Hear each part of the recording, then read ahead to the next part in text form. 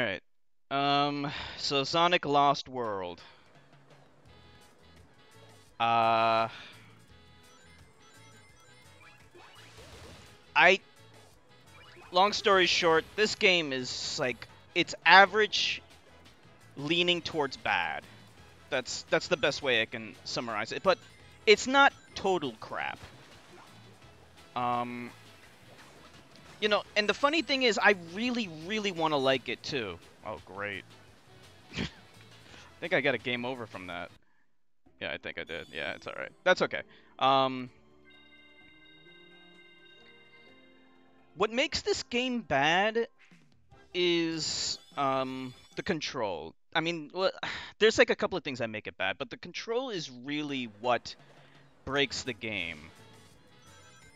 Because control is so important. If you can't control your character very well, then it doesn't really matter what the rest of the game is like, because you're controlling your character the whole time. The control, the movement.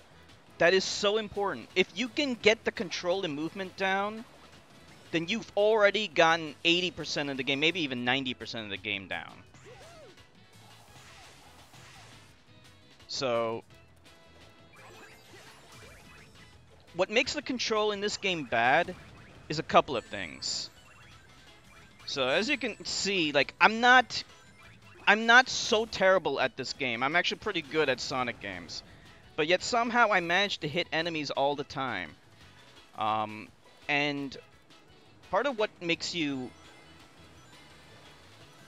hit enemies more often than not is the bad lock-on system, the homing attack. The homing attack in this game is terrible, and also the parkour, and also his limited jump. So you really can't tell here, but like his ability to, the distance he gets when he's jumping from like a standstill is really bad. I mean, I think when he's up to full running ability, like he jumps a little bit further, but as you can see, it's not really that good. And this is especially egregious in the 2D sections of the game.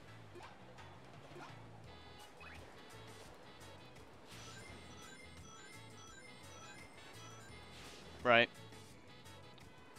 So his jump ability, and then you got the parkour system. So the parkour system, they combined it with the run button, which wasn't a bad idea, in fact. Like, the idea was they wanted to avoid having Sonic smack into walls and stuff.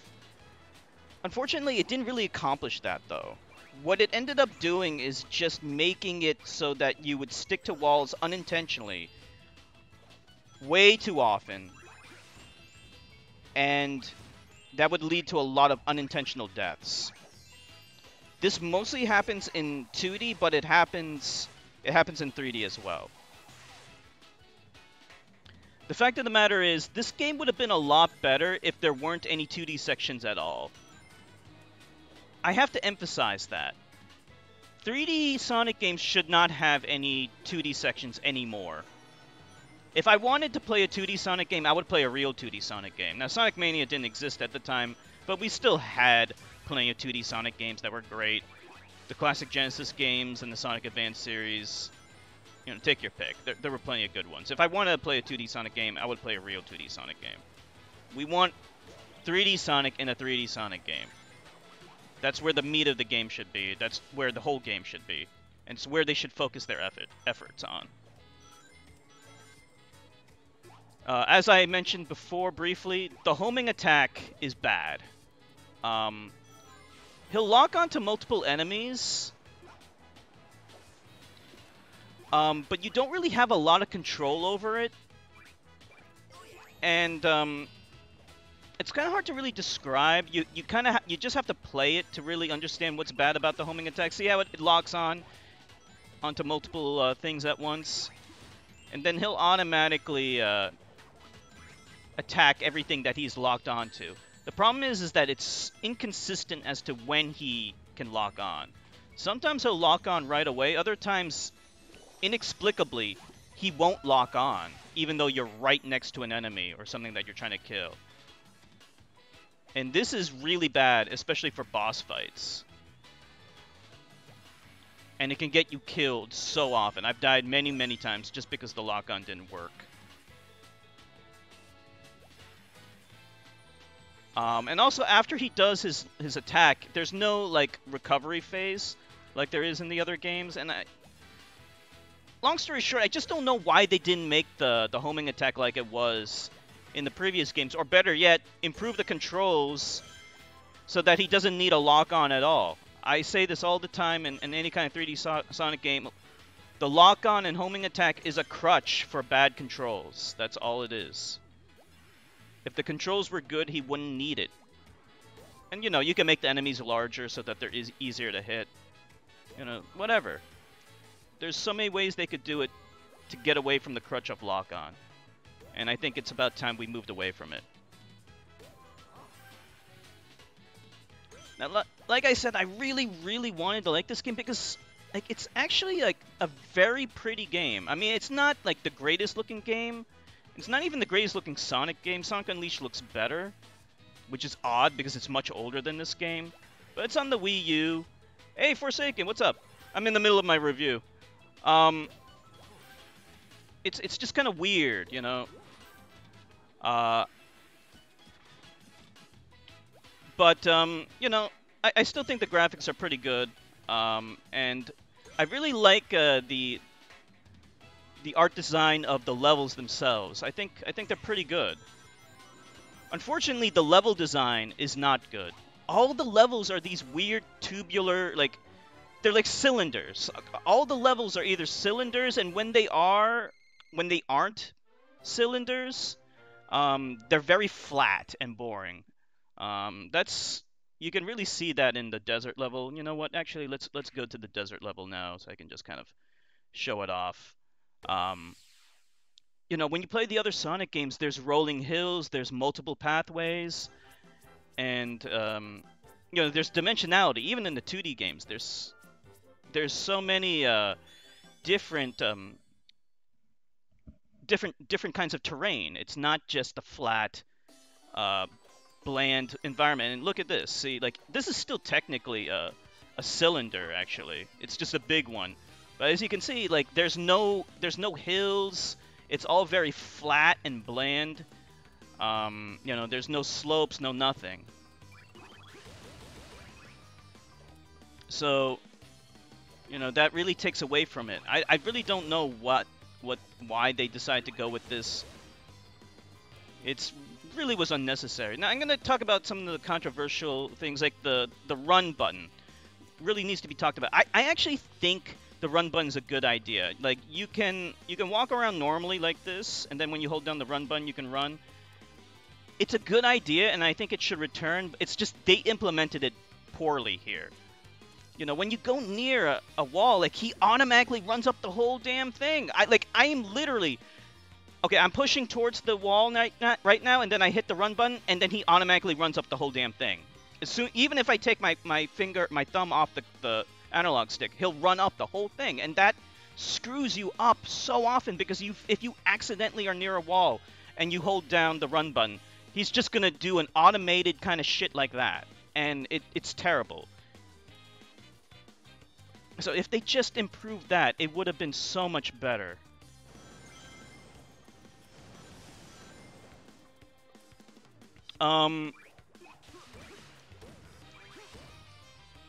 You know, I could go on and on about the control, but I should talk a little bit about what I like about the game.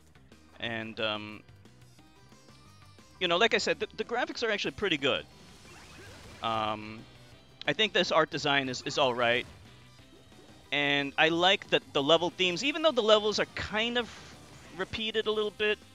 You know, like the cloud area looks very similar to Windy Hill. And the forest level kind of reminds me a little bit of Windy Hill, but it's still pretty good. And the music, though, the music is really, really good. I love the Windy Hill theme. And the level themes in the other levels are also really, really good.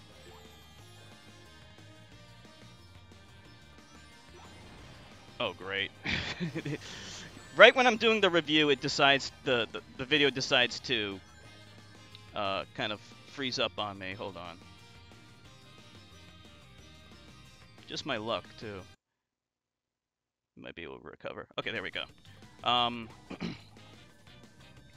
yeah, and look, it's not the worst Sonic game. And it's unfortunate that I have to kind of assess its quality, or describe its quality rather, by comparing it to worse games. But like, it's not as bad as Sonic Unleashed HD, and it's not as bad as Sonic 06 um, or Shadow the Hedgehog. Okay, here's another stupid thing, okay? Since I'm on a roll, it makes you wall run sometimes in order to get through the levels, right? So here I am. How do I get up here? It's so dumb. Like it wants you to do that, but it just feels so unnatural. You're gonna be struggling with the controls so much, and you should never do that. Like, wall running and wall jumping shouldn't be hard. I mean, you can kind of get used to it, but you never really get fully used to it, because it just feels so unnatural. And like I said, it's kind of hard to describe why it's bad. You really have to play it yourself to understand just how bad it is. But I wish it was so much better, because it had so much potential. And yeah, it's better than the aforementioned games. You know, aesthetically, storyline-wise, like, there's actually some... The story's stupid, but it's mostly inoffensive. There's actually some genuinely funny parts that made me laugh, but it's not how a Sonic story should be.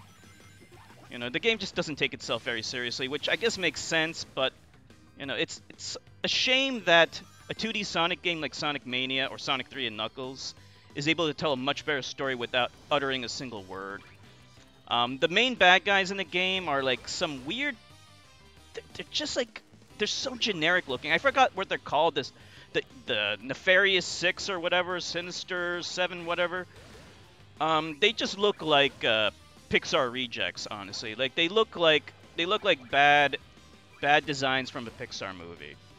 They're so uninspired. They're boring. They're very cliche. You know, if you compare them to the hard-boiled heavies from Sonic Mania, now that's how you do new enemies right. But not these guys. Other than that, the voice acting is actually pretty decent. For a Sonic game, I guess. I mean, it's not terrible. It's just, you know, the story's not good. So, and, oh yeah, the difficulty. I should mention the difficulty. This game is so cheap. It can be so cheap at times, and unnecessarily so. The Deadly Six is what they're called. Yeah, the difficulty's cheap, and it's mostly cheap because of the bad controls, but there's like some stages, like that one stage that I mentioned before, that is basically like Sky Chase Zone from Sonic 2, except a million times worse. You're basically tumbling through the air, and you can barely control your character. So it's so inconsistent, and it's not challenging in a good way. It's challenging in the worst kinds of ways. You know, like when you play Dark Souls and it's so satisfying, even though it's hard. This game is not like that at all. It's challenging in all the wrong ways. So, oh well. All in all, it is a average 3D Sonic game. It's unremarkable, and if you never play this game, you're not really missing out on a lot. But like I said, it's not the worst. But it should have been so much better. And that is all I gotta say.